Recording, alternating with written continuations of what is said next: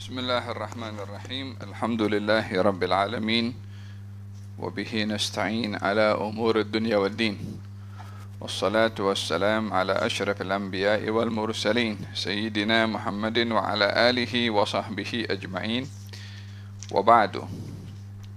Hadis diriwayatkan, hadis yang ke sadis wa thalathun, qada' hawaij al-muslimin wa fadl talabil ilmi, memenuhi hajat orang Islam dan kemuliaan mencari ilmu.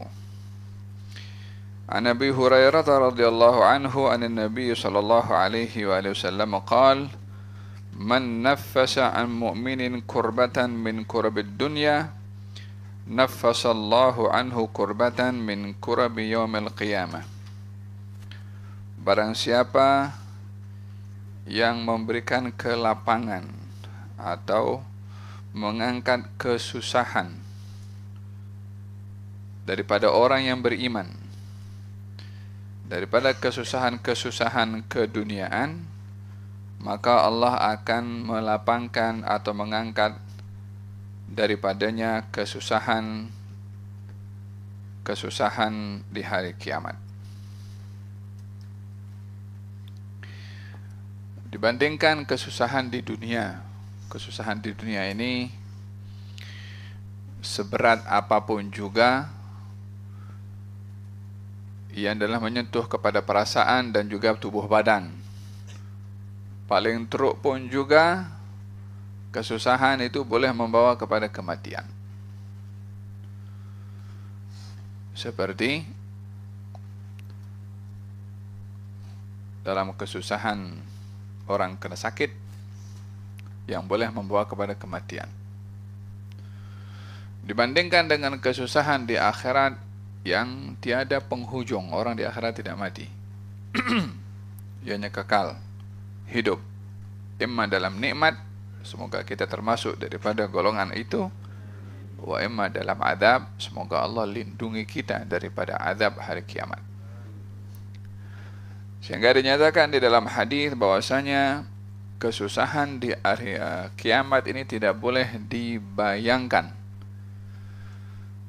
Jika dihimpunkan segala kesusahan-kesusahan orang di dunia menjadi satu, dibandingkan dengan sesaat kesusahan di akhirat, maka ianya adalah lebih susah sesaat di akhirat berbandingkan sepanjang hayat di dunia itu ia susah.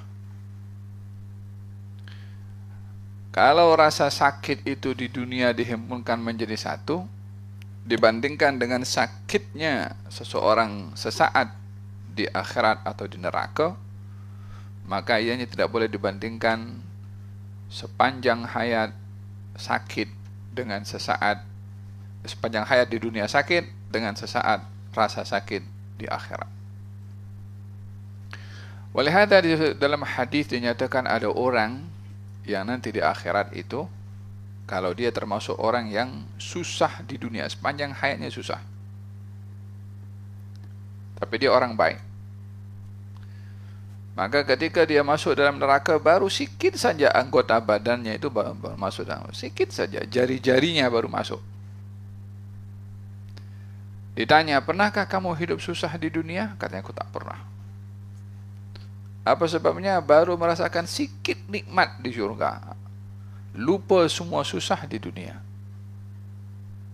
Sebaliknya, orang yang di dunia dia tak pernah susah, hidupnya senang selalu, tapi dia orang yang tak baik, dia banyak berbuat maksiat. Ketika dihukum di akhirat nanti, sikit saja daripada anggota badannya, baru jarinya. Ditanya, pernahkah kamu hidup senang di dunia? Aku tak pernah hidup senang di dunia. Lupa semua kesenangan dengan rasa sakit walaupun hanya pada jari-jarinya ketika dirasa di akhirat nanti. Jadi dengan demikian, perbandingan susah di dunia dengan susah di akhirat itu tidak dapat dibandingkan betapa susahnya orang di akhirat. Katanya ada orang di akhirat nanti ketika diadab oleh Allah Subhanahu wa taala, dia akan digenangi oleh keringatnya sendiri. Dia kalau berdiri di akhirat, matahari ada 1 mil, 1 batu lebih kurang.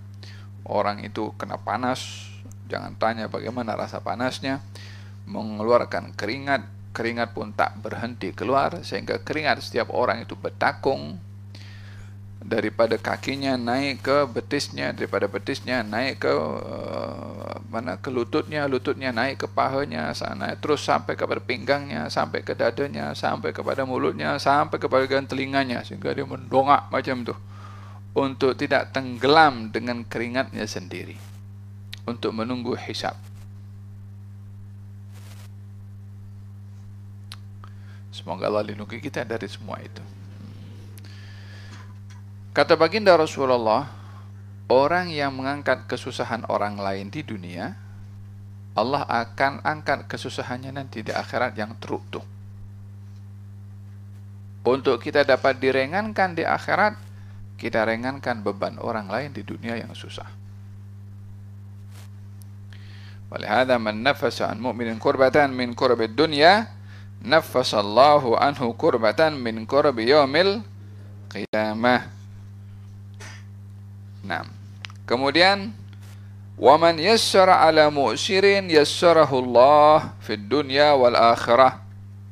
Barang siapa yang memudahkan urusan orang-orang yang menghadapi kesulitan, maka Allah akan mudahkan kepadanya urusan dunia dan urusan akhirat. Orang itu mudahkan urusannya di dunia, memudahkan urusan orang lain di dunia. Allah bagi dua, dimudahkan urusannya di dunia, dan Allah mudahkan urusannya dia di akhirat. Memberitahukan betapa besarnya pahala dan balasan orang yang memudahkan orang lain yang berhadapan dengan kesulitan. Walihada dalam Al-Quranul Karim Allah Subhanahu wa ta'ala berfirman, wa in kana dhu usratin fanadhiratun ila maisarah wa an tasaddaqu khairun lakum. Kalau kamu berhadapan dengan orang yang sedang kesulitan, maka hendaklah kamu cari kemudahan untuknya. Ketika ada orang yang sedang berselisih tentang hutang piutang di zaman baginda Rasulullah SAW, kemudian terangkat suara di masjid, yang satu tuntut hutang, yang satu tak boleh bayar hutang. Maka baginda keluar daripada masjid, daripada rumahnya, melihat dan memberikan isyarat kepada orang yang memberi hutang. Katanya memberikan isyarat supaya bagi diskon, bagi pemotongan. Pemotongan hutang itu meringankan kepada orang untuk membayar hutang. Jadi orang yang berhutang, bila berada dalam kesulitan untuk membayar hutang, bagi yang memberi hutang, baginya mencari jalan yang memudahkan orang yang sulit tadi. Dengan apa? Bagi diskon. 10%, 20%, 50% terpulang kepada orang yang memberi hutang, sebab itu haknya dia. Atau diberi masa lebih, patutnya dia bayar 1 bulan, bagi tambahan masa 1 bulan lagi untuk bayar, supaya dia ada masa 1 bulan untuk kerja, cari rezeki dan bayar hutang. Atau bagi dua-dua sekali, bagi masa untuk dia bayar hutang, bagi diskon untuk dia bayar hutang. Ini memudahkan orang yang sedang kesulitan. Wa antasaddaqu khairul lakum, kalau kamu bersedekah sekali dengan memaafkannya kepada orang tadi, maka itu lebih baik bagi kamu. Intinya adalah memudahkan orang yang berhadapan dengan kesulitan. Tapi zaman sekarang orang berhutang dengan riba, hutangnya 1.000 kena bayar 1.200. Kita dalam Islam sudah bagi diskon, tapi sistem buatan manusia bagi susah. Orang sudah kesulitan, tambah lagi kesulitan. Kata pepatah, sudahlah jatuh, ketibaan tangga. Dia dah jatuh, dah sakit, dah kena tangga pula. Kau la haula wala quwwata illa billah. Faham tuh? Dilarang untuk menyulitkan kepada orang lain. Man yassara ala mu'sirin yassarahu Allahu fid dunya wal akhirah. Fil hadits dinyatakan man sarrahu an yunajjiyahu Allahu min kurbi yaumil qiyamah falyunaffis ala mu'sirin aw yadha'a anhu. Barang siapa yang ingin gembira untuk selamat di hari kiamat daripada kesusahan-kesusahannya, hendaklah dia melapangkan orang yang sedang berada dalam kesulitan, yakni dalam hutang, atau memaafkannya. Fil hadits man anzara mu'siran aw wada'a anhu adallahu Allahu fi dhillihi yawma la dhilla illa dhilluh. Orang yang memudahkan orang berhadapan dengan kesulitan akan dinaungi oleh Allah di hari tiada perlindungan kecuali perlindungannya Allah. Special case. Allah lindungi dia. Akan nampak orang di padang mahsyar nanti, orang special. Orang susah dia happy. Orang gelisah dia tenang. Orang lain nampak, apa kamu buat? Aku tolong orang di dunia. Aku mudahkan orang yang sulit di dunia. Tapi sebaliknya, kalau orang bikin susah orang lain di dunia, kehidupan di akhirat lagi susah. Dan akan dinampak nanti orang kebingungan. Siapa kamu? Aku dulu bikin susah orang, sekarang aku bikin susah. Kama tadinu tudan. Macam mana kamu berbuat, itu juga kamu akan dibalas. Man arada an tustajaba da'watuhu wa tankashifu kurbatuhu falyufarrij an mu'sirin. Siapa orang yang ingin doanya mustajab dan kesusahannya diangkat, maka hendaklah dia memudahkan urusan orang yang berhadapan dengan kesusahan. Faham dong? Wa man satara musliman satarahu Allah fid dunya wal akhirah. Barang siapa yang menutup orang Islam, menutup aibnya, maka Allah akan menutup aibnya di dunia dan di akhirat. Larangan mendedahkan aib orang. Pada masa yang sama, larangan untuk mencari-cari aib orang. Kita ini mengenai dengan aib orang, dilarang untuk mendedahkan dan dilarang mencari tahu. Tajassus, fudul. Oh fulan dia katanya berbuat begitu, aku nak tahu dia. Awalnya dia dengar info tapi dia tak pasti, maka dia cari tahu aib orang. Ini namanya tajassus wala tajassasu. Kamu jangan mengintai, jaga tepi kain orang. Faham dong? Man satara musliman, barang siapa menutup aib seseorang, maka seorang Islam, maka akan ditutup aibnya oleh Allah Subhanahu wa taala. Wa dalam Al-Qur'anul Karim Allah Subhanahu wa taala berfirman, innal ladzina yuhibbuna an tashi'al fahishatu fil ladzina amanu lahum 'adzabun alimun fid dunya wal akhirah.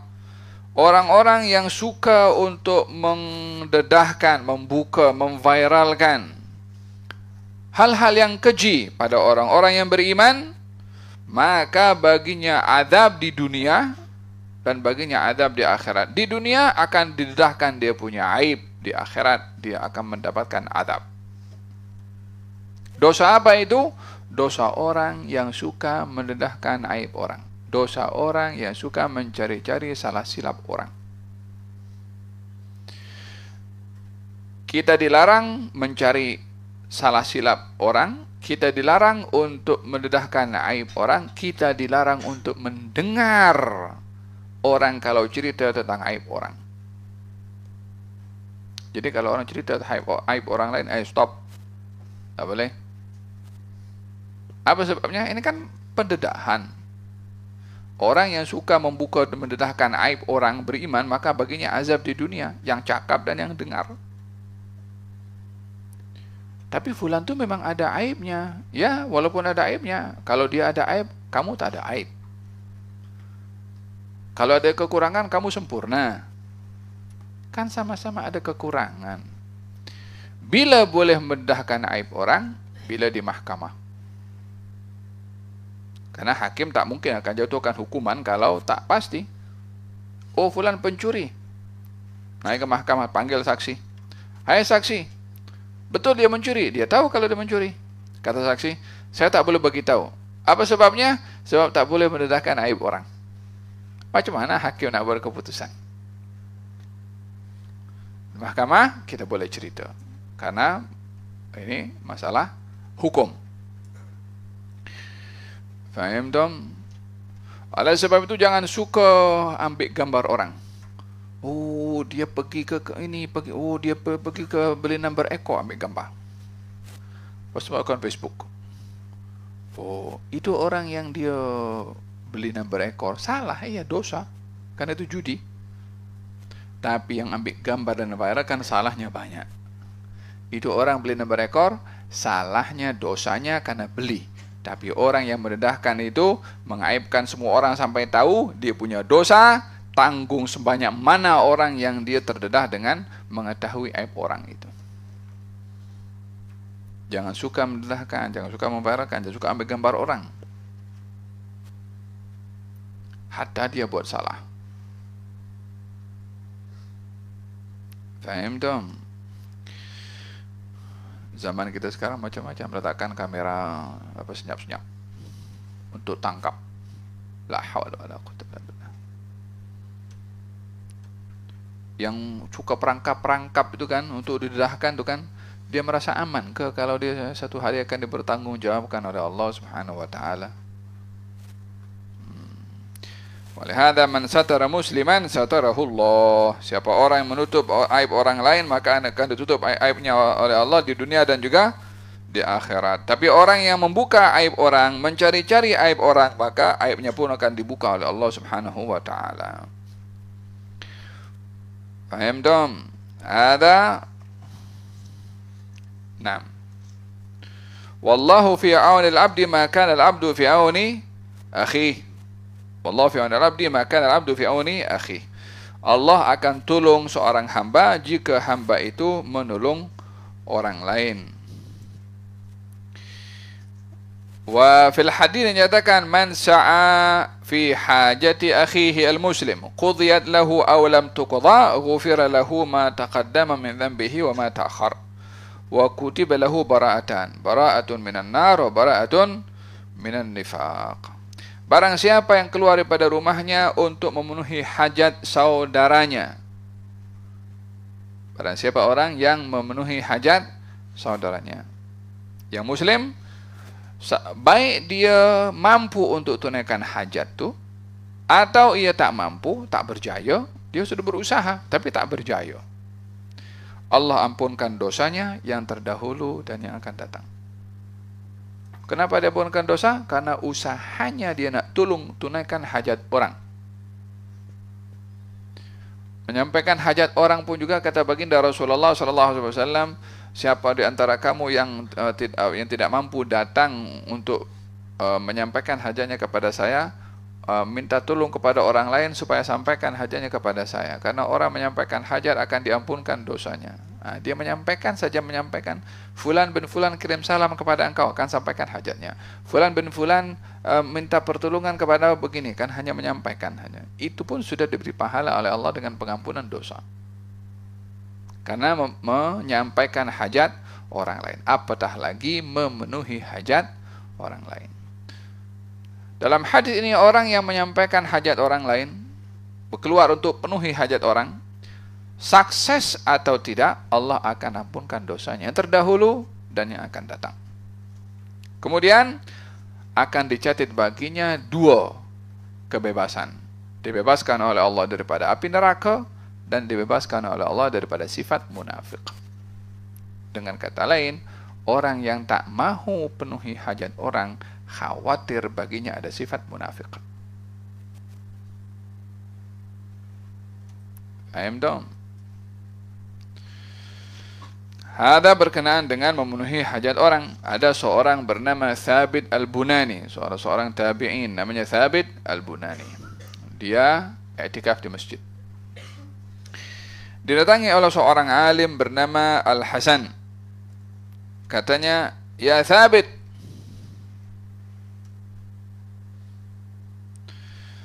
Hendaklah kamu suka untuk menolong, hendaklah kamu keluar saat ini dan cari orang yang perlu bantuan, kamu tolong dan bantu pada dia. Kata Thabit mengatakan, saya sedang i'tikaf. Katanya, sesungguhnya kamu keluar membantu orang yang susah, yang ada hajat, lebih baik daripada kamu melaksanakan haji dan juga haji. Yani kamu pergi haji lagi, kamu tunaikan hajat orang, lebih baik di sisi Allah Subhanahu wa taala daripada kamu pergi ke haji. Oh, besar nilainya. Maksudnya haji bukan haji yang wajib lah, haji yang sunnah. Haji wajib kena buat semua. Fadilah memenuhi hajat orang lain. Fahimtum? Fil hadis baginda bersabda, wala an amshi ma'a akhin li fi hajatihi ahabbu ilayya min an a'takifa fi masjidi hadha syahra.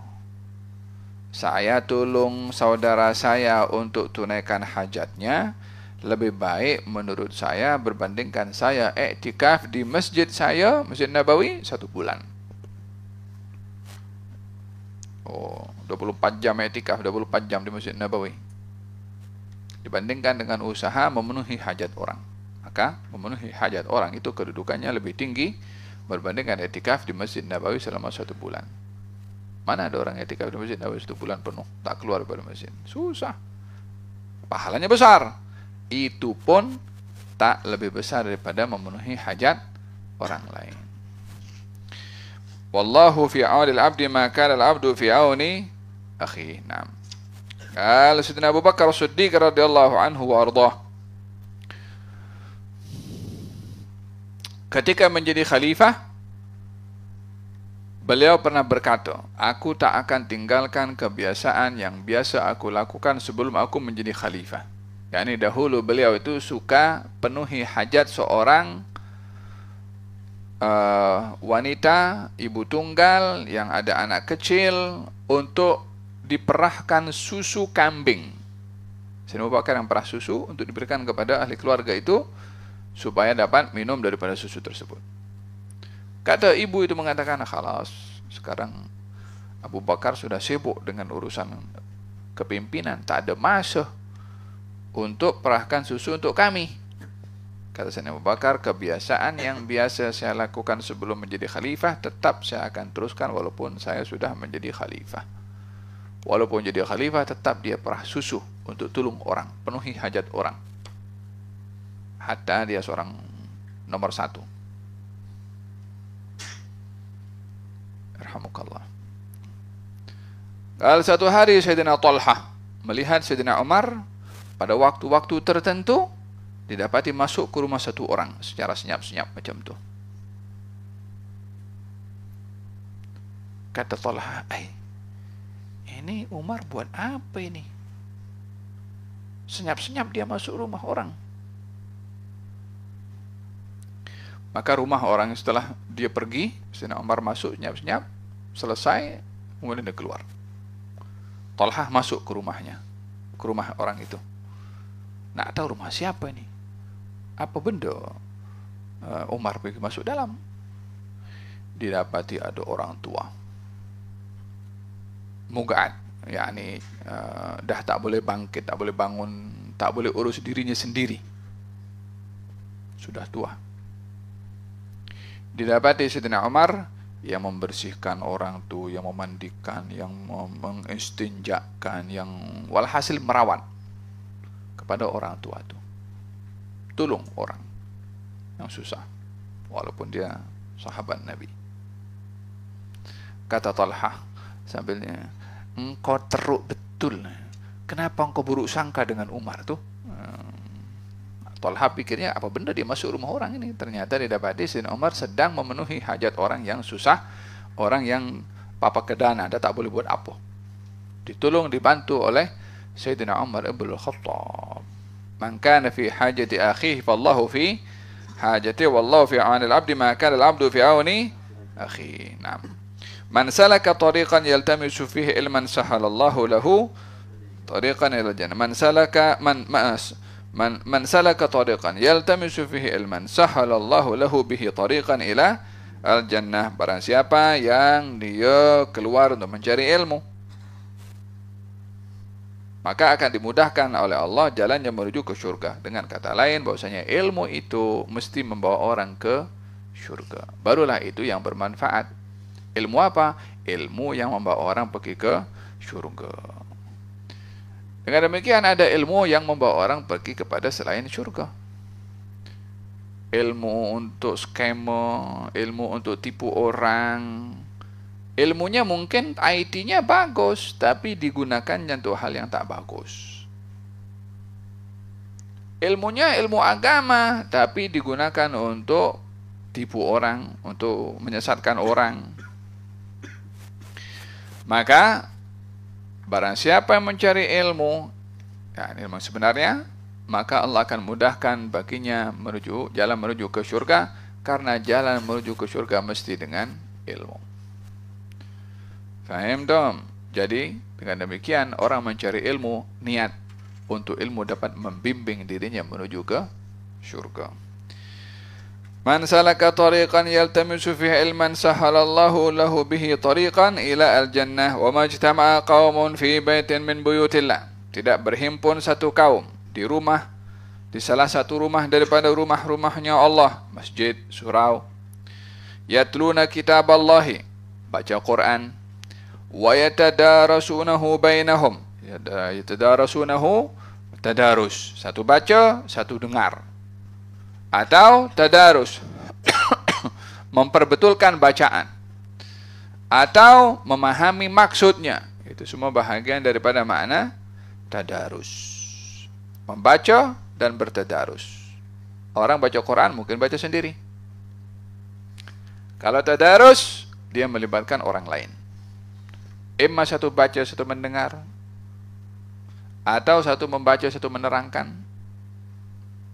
Walhasil manfaatnya itu bukan kepada diri sendiri saja, melainkan kepada orang lain juga. Maka kata baginda Rasulullah, illa nazalat alaihimus sakinah. La ilaha illallah. Tidak berhimpun satu kaum di rumah Allah membaca Quran. Maknanya membaca Quran ramai. Paham tuh? Membaca Quran ramai. Wa tadarus, ada manfaat satu dengan yang lain. Kalau orang-orang baca Quran ramai-ramai baca Quran, masing-masing baca Quran fokus kepada dirinya, walaupun ramai-ramai. Seperti orang baca Yasin malam Jumat, baca surat Kahfi malam Jumat. Tadarus, satu baca, satu dengar, atau satu mensyarahkan, satu mendengarkan. Illa nazalat alaihimus sakinah, Allah akan turunkan sakinah, ketenangan. Wa ghasyiyadhumur rahmah, turunkan rahmah. Wa hafadhumul malaikah, dikelilingi oleh malaikat. Wa dzakarahumullahu fiman indah, dan akan disebut namanya oleh Allah di hadapan para malaikatnya. Oh, dibanggakan oleh Allah. Fulan bin fulan baca Quran, fulan bin fulan tadarus, fulan bin fulan mengaji, fulan bin fulan belajar ilmu Quran, fulan bin fulan hadir halaqah. Namanya disebut oleh Allah Subhanahu wa taala. Ada satu kemuliaan. Oleh hada fil hadis, ketika Nabi masuk ke masjid, nampak ada orang duduk berzikir kepada Allah Subhanahu wa taala. Katanya, "Ma ajlasakum? Kenapa kamu duduk?" Ya Allah, kami duduk, ya Rasulullah, kami duduk berzikir kepada Allah karena mendapatkan nikmat. Wallahi ma ajlasakum illa dzalika. Demi Allah kamu tak duduk kecuali untuk zikir saja. Katanya, ya Rasulullah, kami duduk untuk berzikir demi Allah. Kata Nabi, aku ambil sumpah daripada kamu, bukan tak percaya dengan jawaban kamu, tapi aku nampak bahwasanya Allah membangga-banggakan kamu di hadapan para malaikatnya. Termasuk kita punya majelis ini. Ayam dong. Mudah-mudahan nama kita disebut oleh Allah Subhanahu wa taala. Nah. Wa man batta'a bihi amaluh lam yusri' bihi nasabuh. yakni orang yang dia tidak semangat dalam beramal, maka nasabnya tak boleh mengangkat dirinya. Yakni merujuk kepada orang itu akan mulia di sisi Allah dengan amal soleh, bukan nasab keturunan. Nasab dan keturunan satu nikmat diberikan oleh Allah Subhanahu wa taala bila ia ditunaikan dengan amal, barulah dia menghargai nikmat nasab. Jika tidak, maka khawatir seperti berlaku kepada anaknya Nabi Nuh ketika ditenggelamkan. Katanya Nabi Nuh mengatakan, innahu min ahli, ini anakku.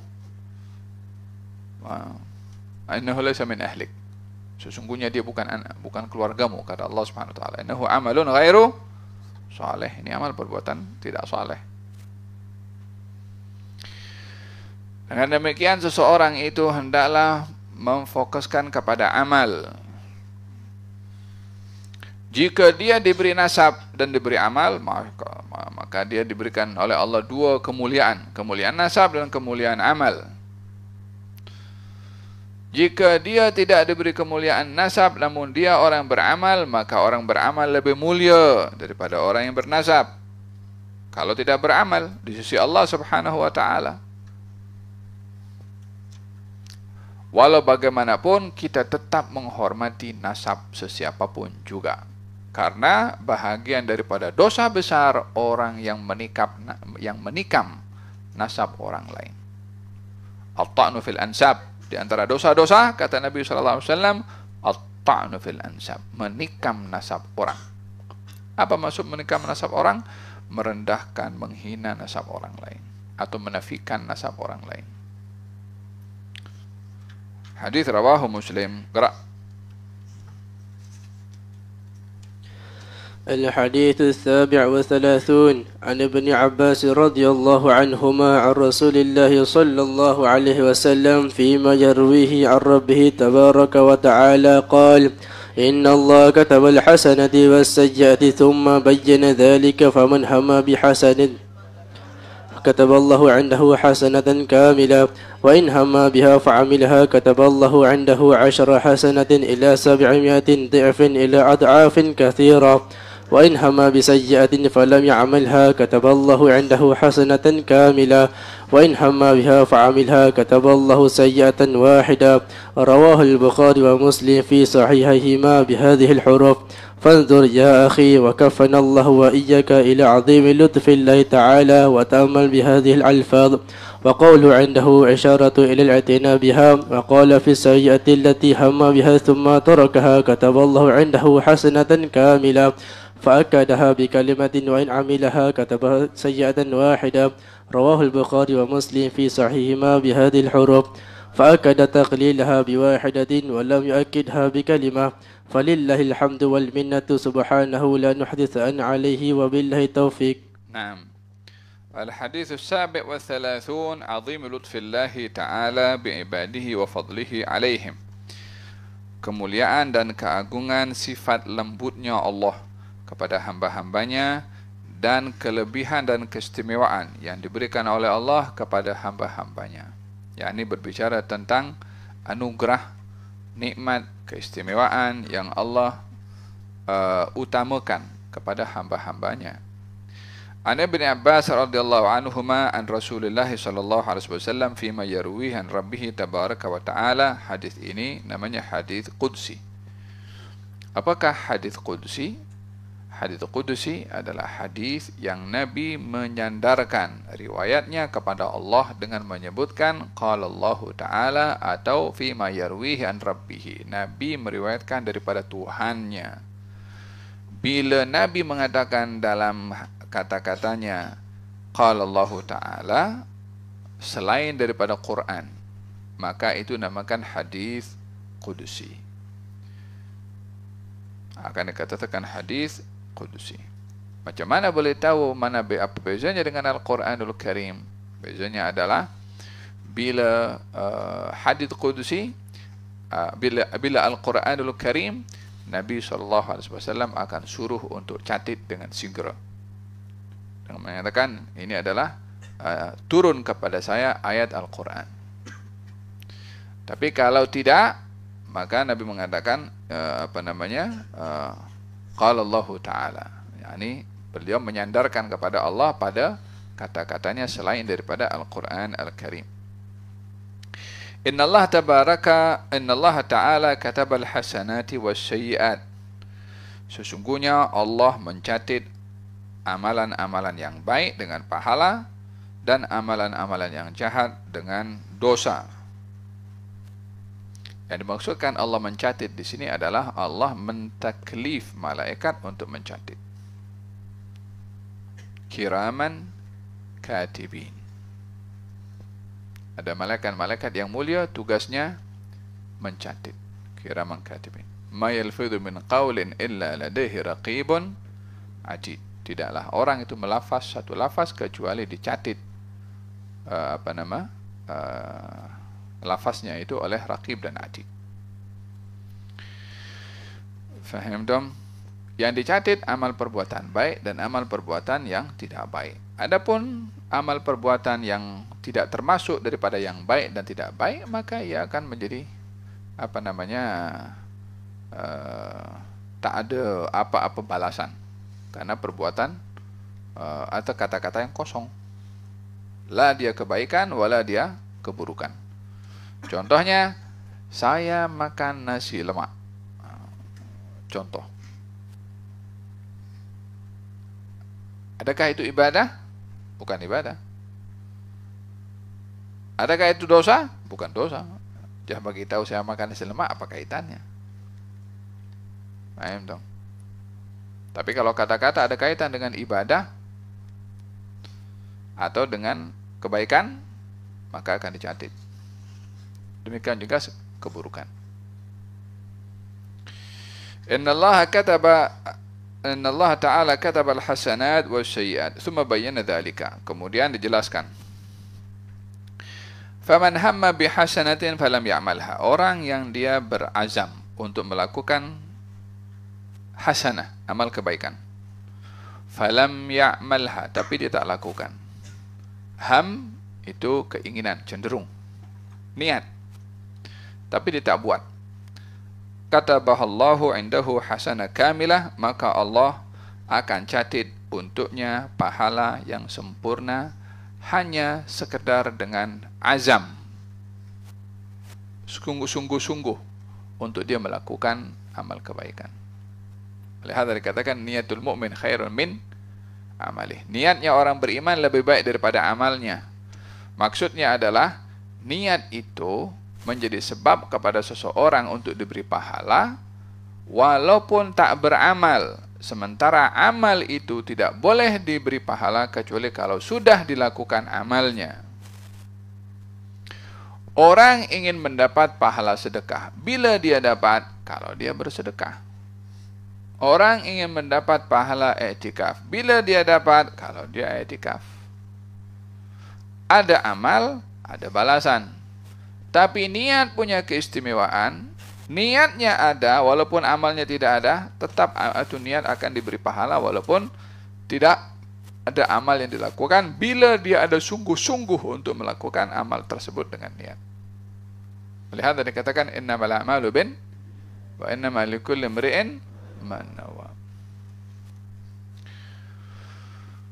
Faham tak? Walihada di antara Imam Al-Haddad ada menuliskan dalam satu hadis, katanya orang melihat orang lain sedang bersedekah dengan hartanya. Kemudian dia beritahu, ya Allah, kalau aku punya harta seperti orang itu, aku pun akan bersedekah seperti dia. Maka pahalanya sama dengan orang bersedekah itu.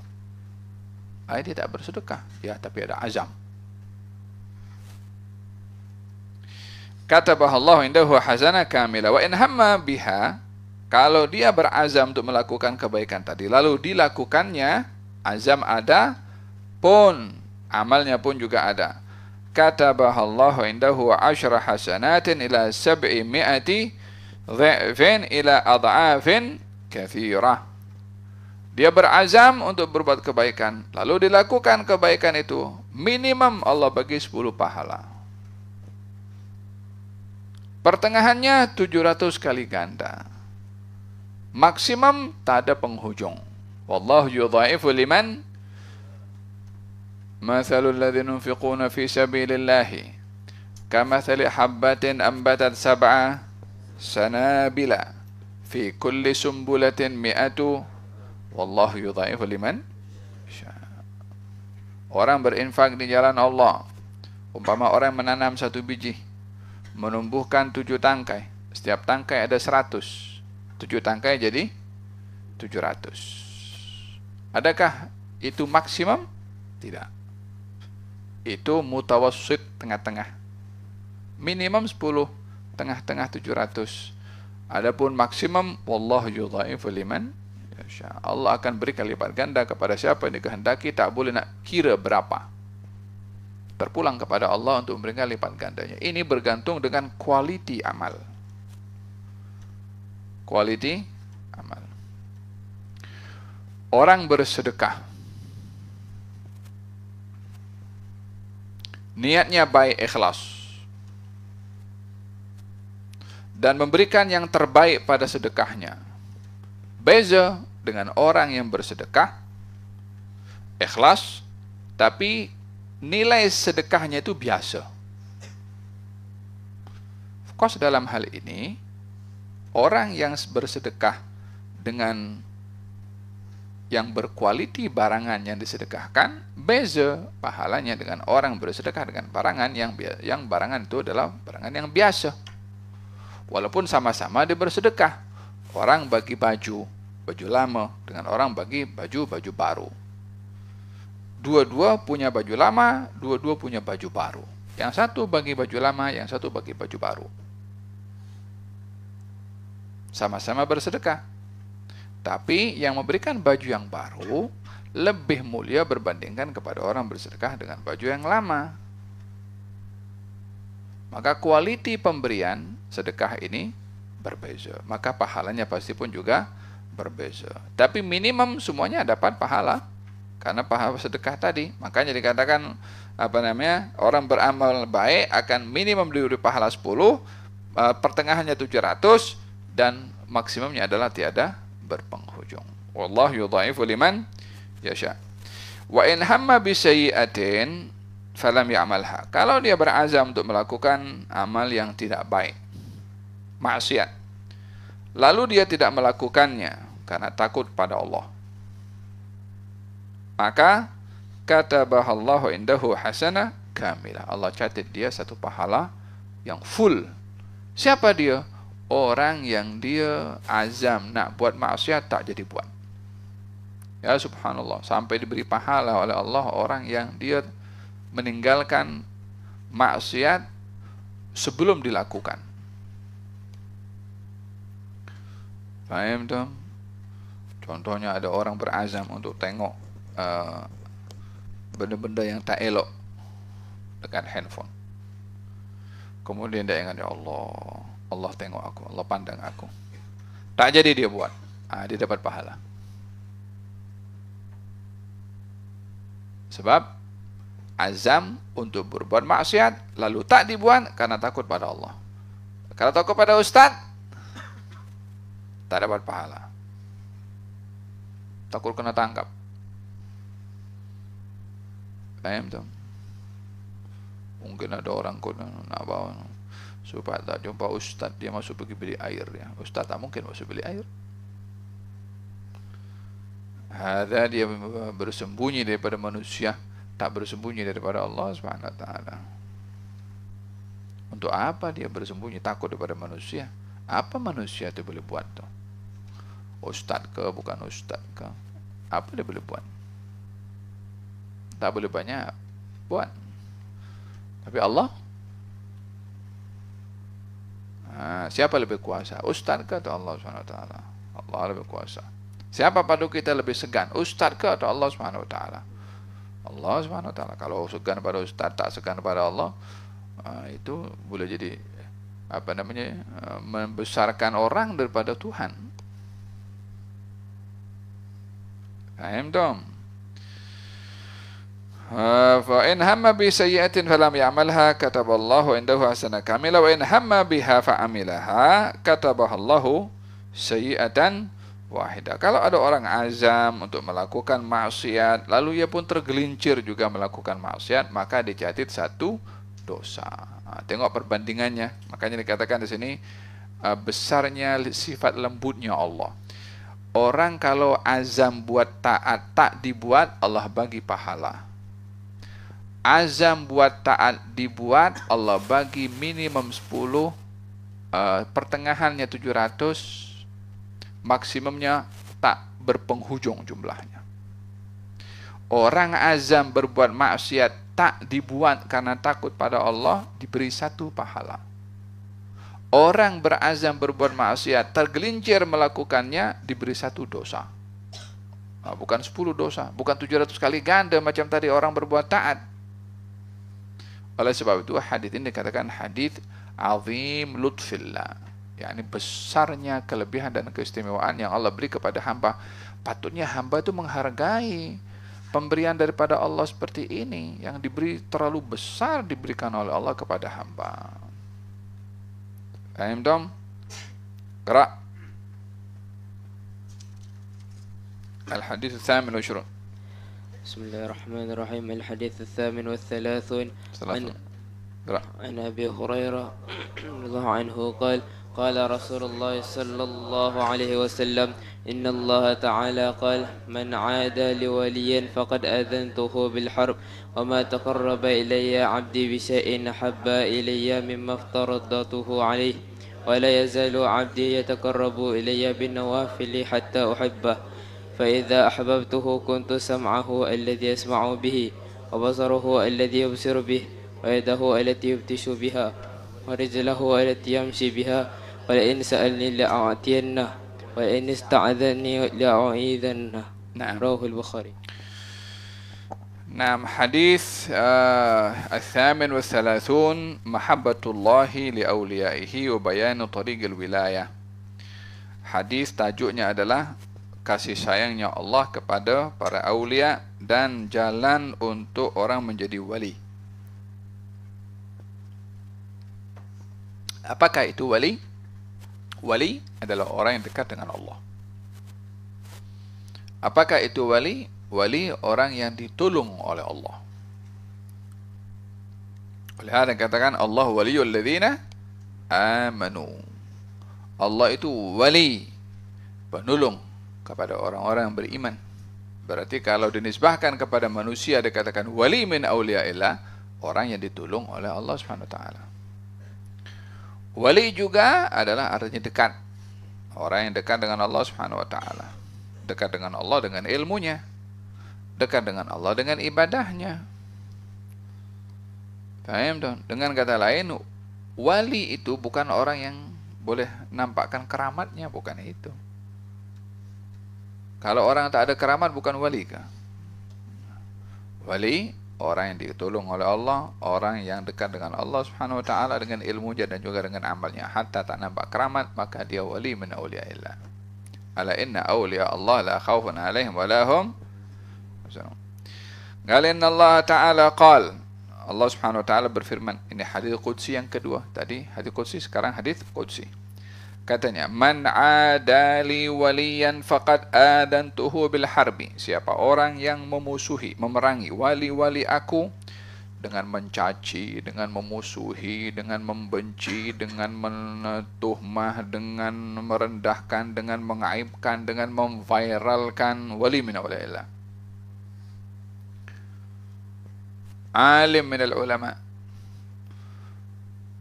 Seorang yang dekat dengan Allah Subhanahu wa taala, ambil dia punya gambar, diletakkan dekat Facebook atau dekat YouTube, kemudian diaibkan. Ada orang yang memerangi wali-walinya Allah juga. Atau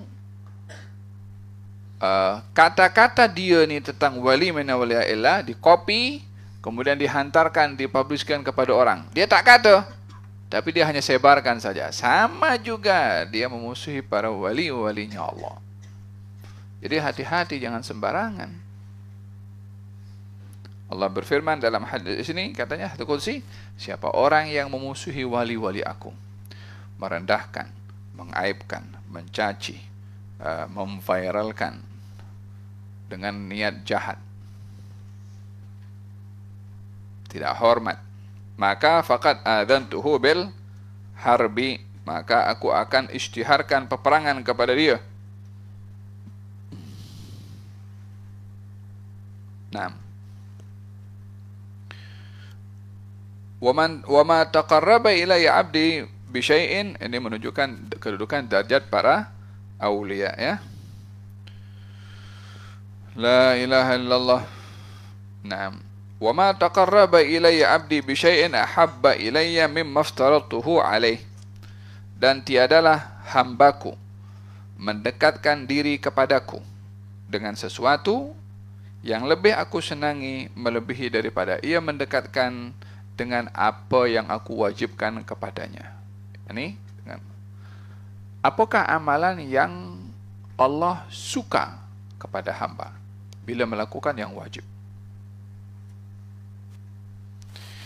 Yakni dengan kata lain, kalau orang sibuk dengan yang sunnah tinggalkan yang wajib, Allah tidak suka kepada dia, hatta dia banyak berbuat sunnah. Orang banyak bersedekah, zakatnya tak ditunaikan. Lebih baik dia tunaikan zakat, tak payah bersedekah. Orang banyak tahajud, banyak qiyamul lail, solat duha, 12 rakaat, solat macam-macam solat. Yang wajib tak ditunaikan. Allah tak suka dengan seperti itu. Jangan buat yang sunnah, buat yang wajib saja pun lebih baik daripada buat yang sunnah tak buat yang wajib. Faham tak? Orang pergi menghajikan orang lain, mengumrahkan orang lain, tapi dia tak pergi ke haji. Lebih baik dia pergi haji untuk dirinya berbandingkan dia pergi menghajikan orang lain tapi dia tak pergi haji. Yang wajib dulu untuk dirinya. Oleh hadza, antara yang wajib dan yang sunnah itu muqaddam, yang wajib terlebih dahulu. Paham tak? Sehingga kalau ada hutang pun, ada hutang solat, maka solat wajib dulu. Jangan sibuk dengan solat sunnah sementara masih ada solat wajib yang belum tertunai. Paham tak? Qal wa ma taqarraba ilayya 'abdi bi syai'in habba ilayya mimma aftaratuhu alayhi wa la yazalu 'abdi. Baru sekarang setelah orang dah buat yang wajib sudah dibuat, wa ma yazalu 'abdi yataqarrabu ilayya bin nawafil hatta uhibbah.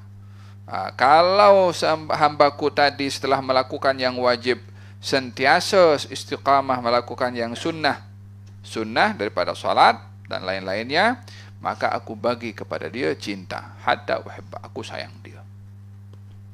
Aku sayang dia. Sayang khusus. Tadi kan sudah bagi tahu Allah sayang kepada orang kalau melakukan yang wajib. Sekarang begitu lagi, kalau dia buat yang sunnah, aku lagi sayang pada dia. Artinya, orang buat yang wajib disayang oleh Allah, walaupun tak buat yang sunnah. Orang yang buat yang wajib dan buat yang sunnah, sayangnya Allah lebih daripada orang yang dia hanya buat yang wajib sahaja, walaupun sama-sama disayang. Faham tak? Jadi seorang mukmin hendaklah ingin mendapatkan kasih sayang yang khusus dari Allah berbandingkan hanya kasih sayang secara umum. Nah, fa idza ahbabtuhu, kalau aku sayang pada dia, kuntu sam'ahu, aku adalah pendengarannya alladhi yasma'u bihi. Maksud pendengaran di sini, dia akan mendengarkan apa-apa hal yang diridhai oleh Allah. Dan dia tidak akan mendengarkan hal-hal yang dimurka oleh Allah. Wa basaruhu alladhi yubsiru bih, dan aku adalah penglihatannya sehingga melihat hal-hal yang Allah ridha, dan tak mahu dia melihat hal-hal yang Allah tak ridha.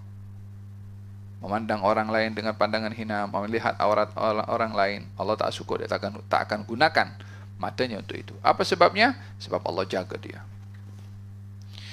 Wa yadahu allati yabtishu biha, dan Allah adalah tangannya. Maksudnya Allah tangan di sini maksudnya adalah perbuatan tangan orang itu yang menjaga hal yang wajib dan yang sunnah, akan dijaga tangannya, memberi, tolong orang, digunakan hal-hal yang baik. Wa rijlahu allati yamshi biha, dan aku adalah kakinya. Maksudnya kaki itu digunakan untuk hal-hal yang Allah ridha, pergi ke masjid, tolong orang, hadir majelis ilmu. Fa in sa'alani la'utiyanna, kalau dia meminta kepada aku akan beri. Wala in ista'adani la'u'idanna, kalau dia berlindung kepada Allah, Allah pun akan lindungi. Maka doanya mustajab, dia pun selamat dunia akhirat. Siapa dia? Dua hal ini kena jaga. Apa itu? Yang wajib dan juga yang sunnah. Walau bagaimanapun, jangan yang wajib dilakukan, yang sunnah dilakukan, tapi maksiat-maksiat dilakukan juga. Wah, tak kenalah. Orang kalau jaga wajib pasti akan menjauhkan daripada yang haram. Menjaga yang sunnah pasti akan meninggalkan hal-hal yang bertentangan dengan sunnah. Dom. Gerak. الحديث التاسع والثلاثون عن ابن عباس رضي الله عنهما أن رسول الله صلى الله عليه وسلم قال إن الله تجاوز لي عن أمة الخطأ والنسيان وما استكرهوا عليه حديث حسن رواه ابن ماجه والبهقي وغيرهما. نعم. حديث التاسع والثلاثون رفع الحرج في الإسلام. رفع الحرج maksudnya keringanan yang diberikan di dalam Islam. An Ibn Abbas radhiyallahu anhu, katanya daripada Sayyidina Abdullah bin Abbas radhiyallahu anhu, Rasulullah sallallahu alaihi wasallam bersabda, "Innallaha tajawaza li an ummati." Dan ini adalah khususiyah yang Allah berikan kepada umat Nabi Muhammad sallallahu alaihi wasallam dengan keberkatan Nabi Muhammad. Apa itu? Innallaha tajawaza li an ummati. Allah memaafkan untuk saya akan umat saya. Kena perhatikan bahwasanya maaf itu, keringanan itu diberikan oleh Allah karena Nabi. Yang menjadi sebab keringanan itu diberi adalah karena Nabi Muhammad SAW. Jazallahu anna Sayyidina Muhammadan sallallahu alaihi wasallam khaira. Jazallahu anna Sayyidina Muhammadan sallallahu alaihi wasallam ma huwa. Jazallahu anna Sayyidina Muhammadan sallallahu alaihi wasallam khaira. Jazallahu anna Sayyidina Muhammadan sallallahu alaihi wasallam ma huwa ahlu. Jazallahu anna Sayyidina Muhammadan sallallahu alaihi wasallam khaira. Jazallahu anna Sayyidina Muhammadan sallallahu alaihi wasallam ma huwa. Jazallahu anna Sayyidina wa Nabiyyana Muhammadan sallallahu alaihi wasallam afdala ma jaza nabiyyan an ummati. Terima kasih kepada Rasulullah karena keringanan diberikan oleh Allah kepada kita karena sebab beliau. Apa keringanan itu? Katanya al-khata'. Orang berbuat sesuatu kesalahan tapi tidak sengaja, maka dimaafkan. Berbuat sesuatu salah tak sengaja, itu dimaafkan. Paham dong? Orang maki orang tak sengaja, salah tapi dimaafkan. Paham dong? Orang ambil hak orang lain, salah mungkin dihukum, tapi kalau tak sengaja tak dikatakan dosa. Kalau tak sengaja. Rahmukallah. Yang kedua, an-nisyan, lupa. Orang lupa, contohnya lupa sholat. Entah sibuk dengan hal-hal yang tertentu ke, ada musibah ke, atau ada masalah ke, terlepas pandang, ternyata waktu sholat habis, lupa. Salah tapi dimaafkan. Lupa keluarkan zakat kalau terlupa. Salah tapi dimaafkan. Orang lupa makan time orang puasa,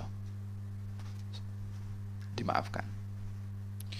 Wa mastukrihu alaih, dan perbuatan yang dia terpaksa.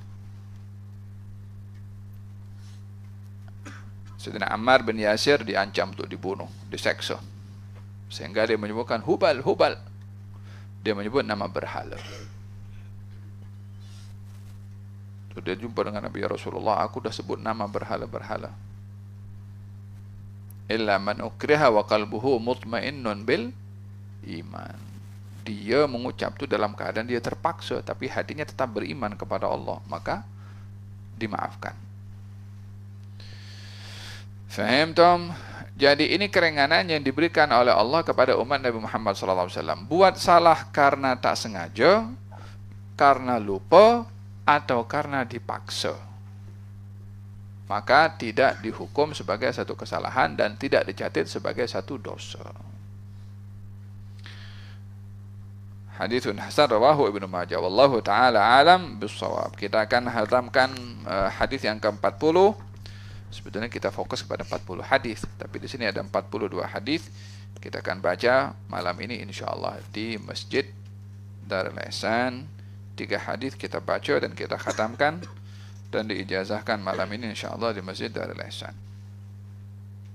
Tamam? Barakallahu fikum. Insyid ya munsyid. اللهم صل وسلم على سيدنا محمد وعلى آل سيدنا محمد. رحابنا واسعة يا من عليها وقاف، أبشر ولا تشتغب وافرح بذا لا تخاف. رحابنا واسعة يا من عليها وقاف، أبشر ولا تشتغب وافرح بذا لا تخاف. ذا سيد الرسل يغدق للوفود التحاف، يبسط لمن جانا فضلا بسات الشراف.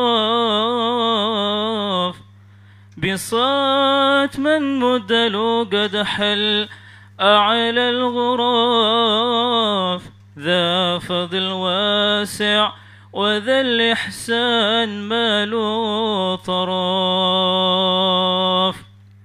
ذا فضل واسع وذا الإحسان ما له طراف. كل الثقل يا جماعة شوه يا اخوان خاف. الحمد لله معنا خير وكرم سلاف، بهم غدا صفنا يا صحابنا خير صاف.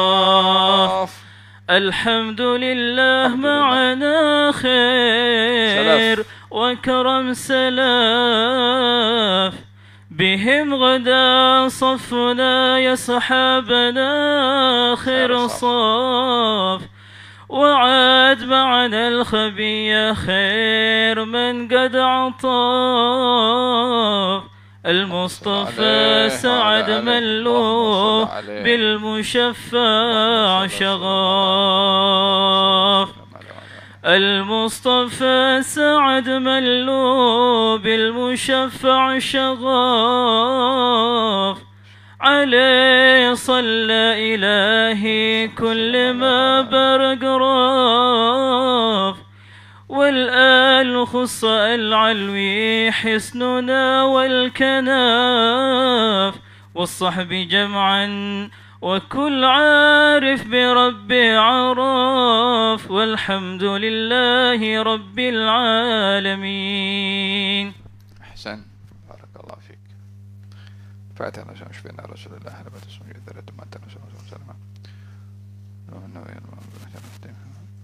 ساداتنا على بصحبنا القصيدة. لمن هذا القصيدة؟ ينفعنا بما سمعنا. الله يحقنا بحق الشرف للحبيب محمد صلى الله عليه وسلم ظاهرا باطنا جل معه في دار الكرامة. ورزقنا من الوافدين على حوض الشريف بنشر من يد الشريفة شربة مريئة هنيئة لا ضر بعد أبدا يا رحمن الرحمن. تكرم علينا بهذا الوفود وهذا الولود يا رحمن الرحمن. على وصار شمل الآخرين والآخر وأحبابنا وأصحابنا ومن وصلنا بدعاء أهلنا وأولادنا وذرتنا وإلى حضرة النبي محمد صلى الله عليه وسلم. الفاتحة. بسم الله الرحمن الرحيم. الحمد لله رب العالمين الرحمن الرحيم مالك يوم الدين إياك نعبد وإياك نستعين صراط الذين أنعمت عليهم غير المغضوب عليهم ولا الضالين. اللهم صل وسلم.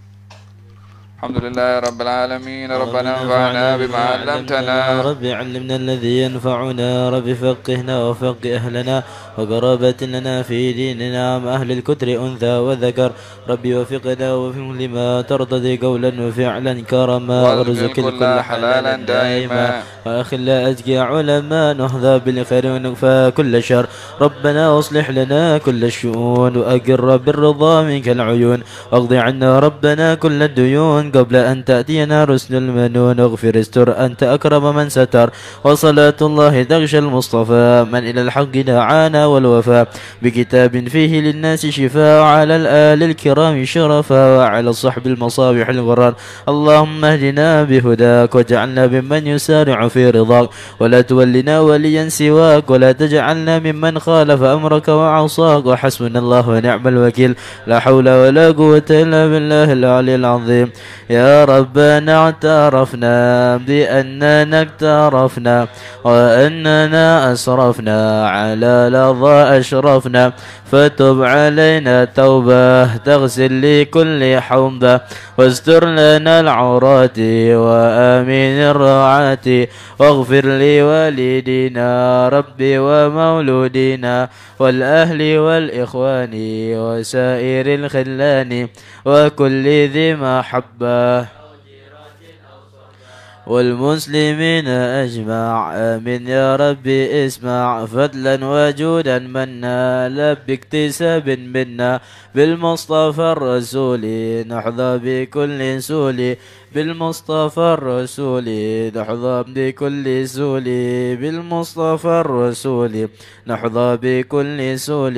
صلى وسلم ربي عليه عد الحب وآله وصحبه عداد السحب. والحمد للإله في البدء والتناهي حمدا كثيرا دائم محبة النسائم. سبحان ربك رب العزة عما يصفون سلام على المرسلين الحمد لله رب العالمين.